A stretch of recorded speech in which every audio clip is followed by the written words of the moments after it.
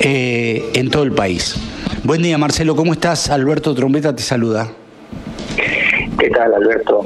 Buenos días y buenos días a toda la audiencia de la radio. Bueno, contame o dame un panorama. Primero contame de qué se trata esto y después, no sé, tratemos de ayudar nosotros también en lo que tiene que ver con la prevención, si te parece, ¿sí? Sí, considero que es prioritario que los medios de comunicación lleven no solo información clara, precisa a toda la sociedad, sino también se involucren para difundir todas aquellas medidas frente a una situación en torno a esta bacteria llamada Streptococcus pyogenes, sí, que de hecho es muy frecuente la aparición de cuadros vinculados a enfermedad leve, como en la angina, la famosa erisipela, que es una infección de la piel, el impétigo, que es una infección también cutánea, sí, que se produce con pequeñas vesículas y costras de color miel, de ahí el término mielicérico que pueden haber sentido en algún medio de comunicación. Pero esta es la forma grave, en esto esta es la forma leve. Estamos acostumbrados dentro del sistema sanitario a ver este tipo de pacientes con formas leves, medicarlos y que su curso de evolución sea la esperable, que es resolver la enfermedad. Sí. Ahora, ¿qué está ocurriendo? Esto data de hace 2 semanas atrás concretamente, 15 días, lo cual para la salud es mucho tiempo, 15 días. Y fíjate cómo se desata la noticia. sí. El ex ministro de Salud de la Nación, el doctor Goyán, que fue ministro de la doctora Kirchner, Cristina Fernández de Kirchner, levanta, es decir, tuitea las medidas de precaución ante la existencia de casos de Streptococcus pyogenes. Y de ahí distintos medios nacionales se hacen eco de este tuit. Y lógicamente empiezan muchos a investigar y otros a publicar la información que hasta ese momento se tenía. Y la información que se tenía en ese entonces eran los casos que habían llegado al Hospital Pedro Elizalde de Buenos Aires. Sí. Pero eran casos de estos que yo me acabo de referir, es decir, cuadros leves, no. Eran enfermedad que se llama invasiva por este germen bacteriano. Esto es una bacteria, no es un virus, no es un hongo, no es un parásito, es una bacteria llamada Streptococcus pyogenes. Estos casos invasivos significa que el germen ha llegado a lugares que pueden tener compromiso de la vida del paciente. Ejemplo, el pulmón y producir neumonía. Ejemplo, los tejidos musculares que se llaman fascitis necrotizante, miositis, es decir, cuadros graves, incluida la meningitis, y llegando a lo que se denomina shock séptico, donde muchos de estos chicos ingresaron en esa condición.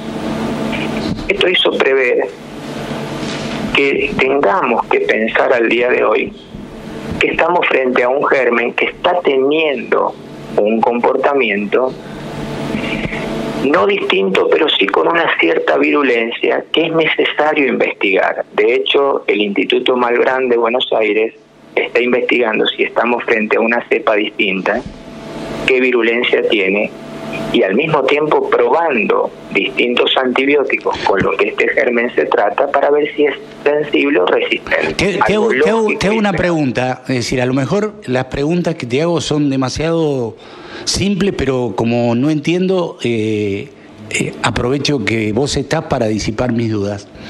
Vos decís que la bacteria se pudo haber presentado en un cuadro mucho más violento que lo normal, ¿sí? ¿Eso por qué se puede producir?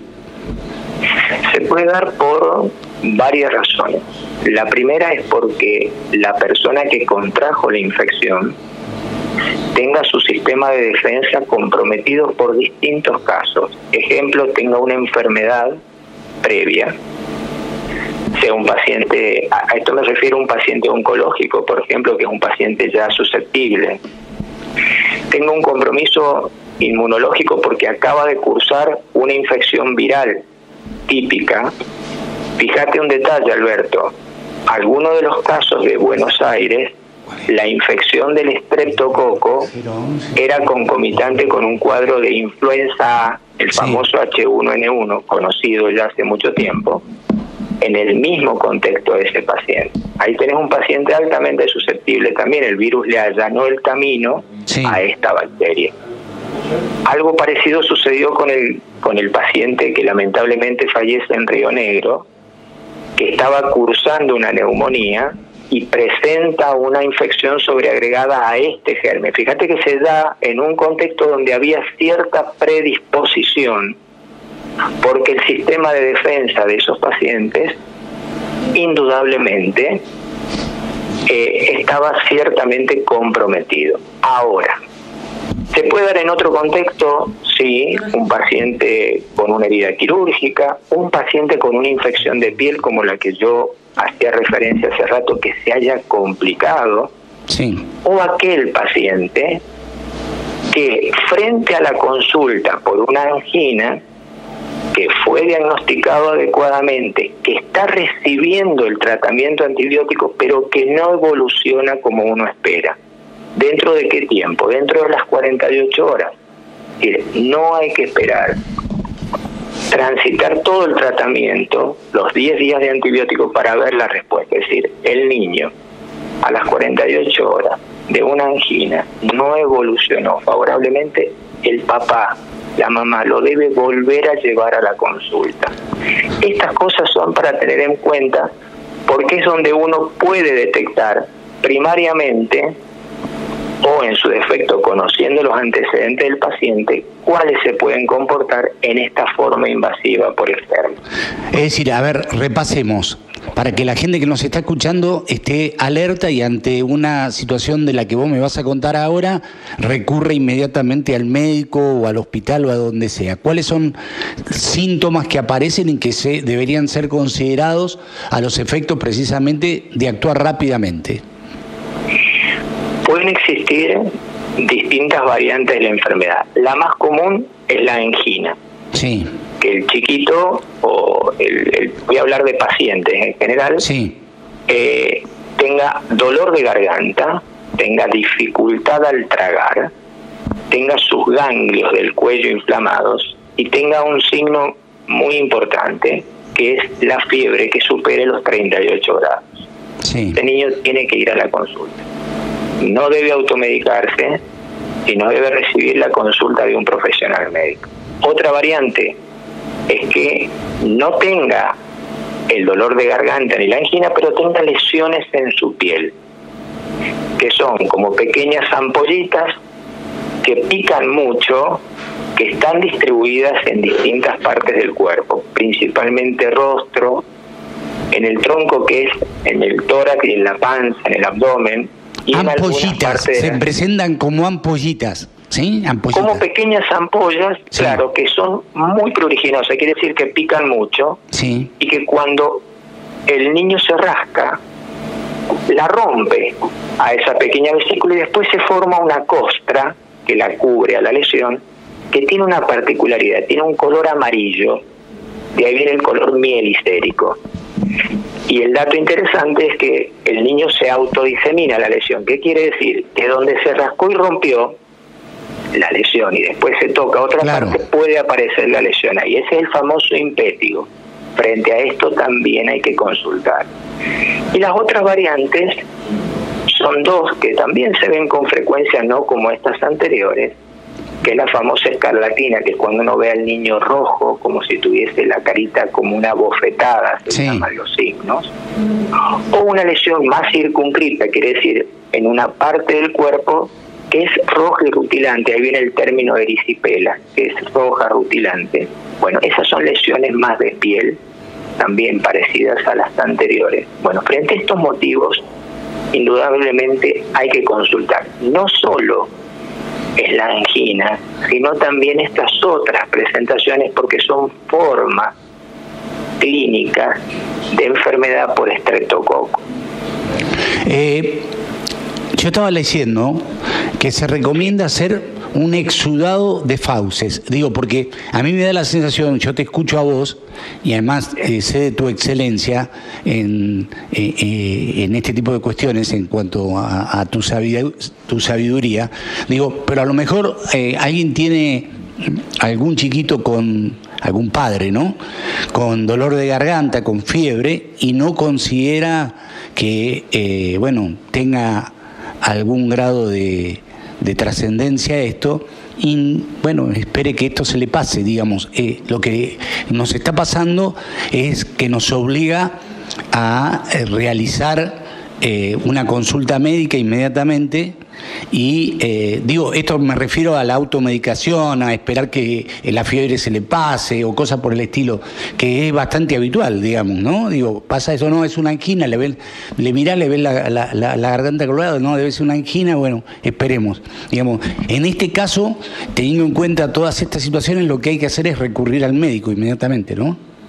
Efectivamente. Y has dicho 3 cosas muy importantes, Alberto, que quiero resaltarlas y al mismo tiempo te las voy explicando en función de tu comentario. Sí. Lo primero que dijiste es evitar la automedicación, que esto es fundamental, porque muchas veces vos demorás la consulta, sí, porque apareció un síntoma, sería un síndrome, que es la fiebre, vos administraste ibuprofeno para bajarla, al chiquito se le bajó la temperatura y vos estás postergando la consulta, y muchas veces podés llegar tarde a una consulta y no oportunamente para recibir el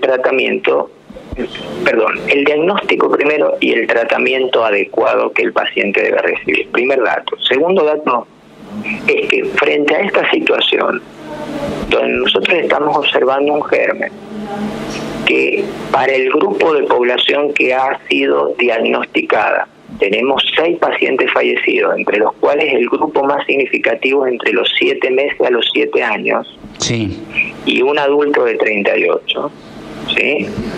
Indudablemente uno no puede tomar otra medida que no sea alertar, ¿sí?, para la consulta oportuna y dejar de lado cualquier tipo de medida que obviamente impida que ese paciente llegue, para que el médico diagnostique rápidamente si estamos frente a un comportamiento invasivo de la enfermedad o un cuadro leve, donde la conducta indudablemente es distinta. El cuadro leve se va a la casa con el antibiótico y el cuadro invasivo se queda en el sanatorio internado. Bien.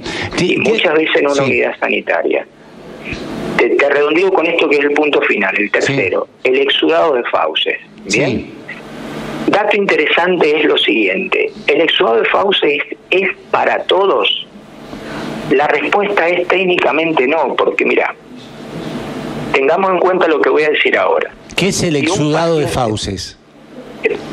Voy a esto y va lo del exudado de fauces al mismo tiempo. Si un paciente tiene, tomar nota, fiebre de 38 grados o más, primer punto, tiene ganglios en el cuello que al ser palpados duelen. Cuando uno le ve la garganta tiene un exudado, que es lo que se llama placas. La gente lo identifica como placas en la garganta, eso blanco que se ve cubriendo la amígdala. Y no tiene tos. Ahí tiene 4 criterios. Y de los 4 criterios, si de los 4 criterios vos solamente tenés 2,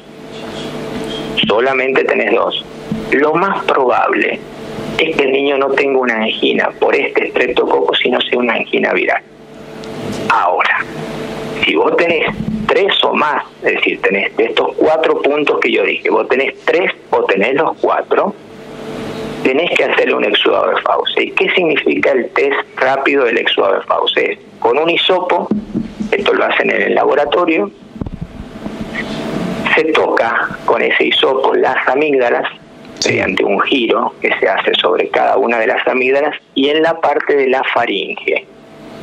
Se toca y eso se hace un test rápido, se llama test rápido justamente porque lo que detecta es el antígeno, es una parte de la respuesta de esta bacteria, y vos en 5 a 10 minutos tenés el resultado. Y ahí tenés el paciente que tiene el germen y el paciente que no tiene el germen. Sí. Al que obviamente le dio positivo, lo medicás con el antibiótico, una penicilina, tan simple y sencillo como eso, algo que está en el sistema sanitario, o en su defecto, aquellos que son alérgicos a la penicilina, otros antibióticos que se llaman macrólidos, que también el sistema sanitario los tiene, y donde resolvés la enfermedad rápidamente, siempre indicándole al paciente que si no evoluciona bien, es decir, la fiebre persiste, el paciente indudablemente empieza a tener signos de complicación, falta de aire,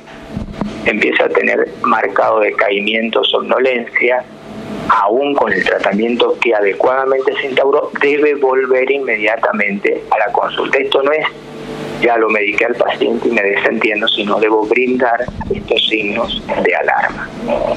Bien. El Instituto Nacional de Epidemiología dijo que no es una epidemia,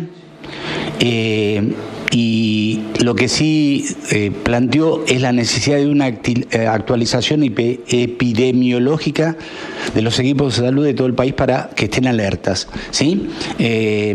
Bueno, yo he escuchado a las autoridades de salud de la provincia, obviamente acá no hubo ningún caso, lo único que se está pidiendo es que se consulte al médico y obviamente no generar una alerta innecesaria frente a situaciones que todavía no nos han afectado, pero que indudablemente... ¿Cómo surge esto? ¿Por qué surge esto ahora y por qué no surgió antes? ¿Cuáles son las consecuencias? O mejor dicho, ¿cuáles son las consecuencias? No. ¿A dónde están los orígenes como para que esta enfermedad aparezca ahora y no haya aparecido, por ejemplo, el año pasado? Mira, las enfermedades tienen un comportamiento dinámico. Los gérmenes habitualmente producen naturalmente mutaciones. Un germen es un organismo vivo y lo que trata es de adaptarse. Y los gérmenes, tanto las bacterias como este caso, como los virus, de hecho nosotros lo vivimos con el famoso H1N1, la experiencia de un germen que mutó completamente. Las bacterias también van generando mecanismos de resistencia, porque lo que intenta el organismo es, el organismo bacteria, en este caso estoy hablando no del organismo humano, es adaptarse a lo que entiende como un escenario hostil. Obviamente yo a la bacteria la trato con un antibiótico y la bacteria lo que va a tratar es de defenderse de ese antibiótico que sabe que la va a terminar matando, y de esa manera genera ciertos mecanismos que son los famosos mecanismos de resistencia bacteriana, y que son los que justamente en algunos casos hacen de que los antibióticos no puedan controlar la enfermedad porque ese germen es resistente. Bueno, eso es lo que se está analizando hoy en el Instituto Malbrán, sí, en función de ver si este germen ha tenido estos cambios llamados mutaciones, y frente a alguna variante que tengamos de un germen que verdaderamente no lo teníamos circulando, sin decir que la bacteria cambió por completo, sino que tuvo estos cambios de adaptación. Eso es un punto. Lo otro, yo creo que acá hay que darle un contexto político, y hablo de política en su contexto general y también de política sanitaria. Cuando vos llegás tarde, lo que haces es correr detrás de la enfermedad. Yo no lo vi salir al hoy secretario de Salud de la Nación a dar la cara y brindar tranquilidad a la población. La alerta se dispara del Ministerio de Salud de la Ciudad de Buenos Aires. Sí. Y esto ocurrió hace 15 días atrás. Y nosotros, en las últimas 48 horas, por la presión mediática, tuvieron que salir a dar respuestas desde la jefa de vigilancia hasta incluso quien ha salido a dar respuesta, que es el jefe de epidemiología de la provincia de Buenos Aires. Pero no a decir, estamos frente a una situación, no pasa nada, Estados Unidos tiene... A mí lo que pasa en Estados Unidos realmente no me interesa. A mí lo que me interesa es lo que pasa en nuestra provincia y lo que pasa en nuestro país, porque nosotros somos argentinos y somos sanluiseños. Claro. Entonces, si a mí me vas a traer estadísticas de otro país que tiene otra realidad sanitaria, para tratar de justificar lo que vos dejaste de hacer o no hiciste oportunamente, indudablemente no satisface al escenario, y por eso vos vas a ver cómo será la tranquilidad que han llevado, que todas las guardias están con un gran conglomerado de niños que están consultando por fiebre. Claro. Entonces, simple y sencillo, vos lo que tenés que hacer es, ¿tenés una situación compleja? Sí. ¿Cuántos casos tenés? Y tengo 6 fallecidos, confirmados por estreptococo piógenes. Bueno, muy bien, tenés que determinar el alerta epidemiológico que debió ser oportuna en su momento, como lo hizo la Ciudad de Buenos Aires. En eso hay que reconocer lo que tuvieron en torno a la oportunidad de manera adecuada. Lo segundo, tenés que activar la vigilancia intensificada, es decir, veamos todos los febriles que tengamos, a ver quiénes son por esta enfermedad y quiénes son por otras causales.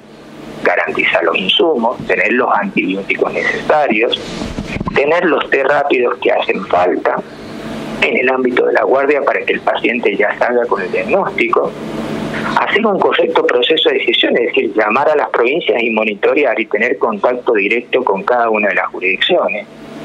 Activar algo que incluso yo lo he escrito en un documento, que es el famoso consultorio de febriles, que a nosotros nos dio muchos resultados cuando el escenario de dengue.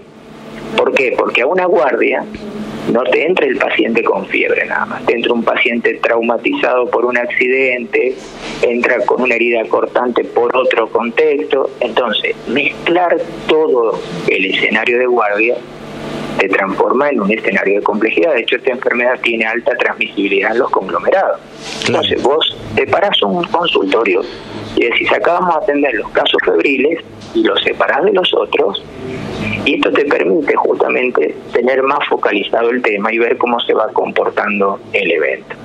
Pero estas son medidas que ya debieron haber tomado. O sea, cuando la enfermedad a vos se te adelanta, los gérmenes no esperan si vos vas a tomar una medida hoy o mañana. Los gérmenes atacan, invaden, enferman y pueden llegar a matar, como en este caso. Entonces, lo que vos tenés que hacer es, si ya estás viendo cómo se está comportando el evento, tomá las medidas que tengas que tomar, salí e informar a la población. Yo hablo esto de alertar sin alarmar. Esto de alertar sin alarmar es decir, miren, está ocurriendo esto. Ahora, frente a esto tienen que consultar, frente a estas situaciones, que es lo que acabamos de hablar nosotros. Y en función de eso, no asustarse, porque esto es un evento que está teniendo el comportamiento que esperábamos o no. Obviamente son responsables las autoridades sanitarias de ir midiendo para decir si estamos frente a un escenario de brote o no.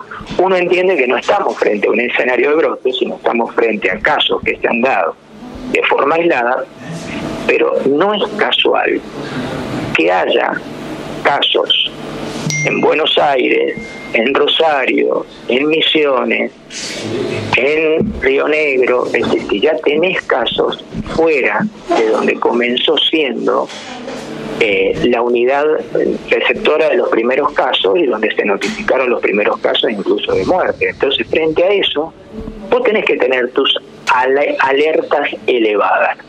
No está mal tenerlo así. Bien. Y por ende tenés que salir a informar a la población, pero tenés que dar la cara.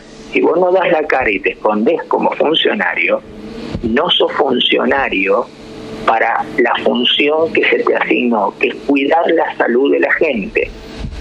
Y en eso, indudablemente, es una enseñanza siempre que nos da Alberto a todos. Acá lo que hay que salir es, ante un problema, hacerle frente al problema. Bien. No te tenés que esconder, porque si no el problema después te supera y no hay forma de controlarlo. En la salud tiene que ser simple y sencillo. Vos tenés que salir y hablarle a la sociedad claro, concreto, y decir qué tiene que hacer. Y garantizarle, obviamente, que si le dijiste que le vas a dar el antibiótico tiene que estar, y si le vas a hacer el test tiene que estar. Bien. Este tipo de situaciones son las que se manejan en el ámbito sanitario con esta simpleza, ¿no?